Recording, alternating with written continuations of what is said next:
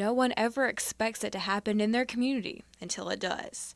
2 mass shootings in 2 separate states in just 13 hours this past week. That's got many people wondering how prepared is North Alabama for a mass casualty event or disaster. Huntsville Hospital is the area's only level 1 trauma center, so they get the most seriously injured patients. The staff works hard to make sure they're prepared for a mass casualty or disaster. Joyce Thomas is Huntsville Hospital's manager of emergency preparedness, and she took us inside the emergency department today, one of the busiest in Alabama. This is one of our trauma rooms. We have 6 of these rooms total, but it's set up for a disaster. We could put actually 3 patients in here if we needed to. The headboard is set up. We could put 3 patients, and the door breaks away to the other trauma room. So the trauma physician can leave one trauma room to the next, go to 3 trauma suites in one pod.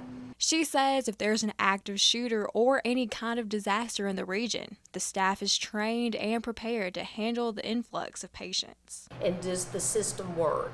You know, do we have the equipment in the right place? Do we have the staff positioned in the right place?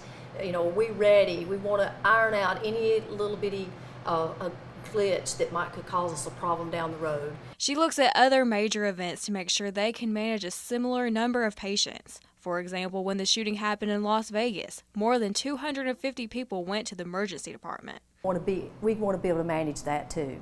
You know, if that's the magic number, 250, then we're planning 250 for 2 o'clock in the morning. The hospital does constant training, including community drills, with the city, the school system, and the airport. They also do a lot of internal drills. After the April 27th tornadoes in 2011, Thomas says they restructured their emergency plan, and now they use 2-way radios. So if the power goes out and the phone lines go out, and if we get hit by a tornado, we still got the backup radio. Now, we can't sit back and say it won't ever happen to us. That's not the way to be planning. We want to be very proactive, and we want to be there. We don't want to let our community down. The hospital's training extends beyond mass casualties. They prepare for outbreaks, highly infectious diseases, and radiation exposure.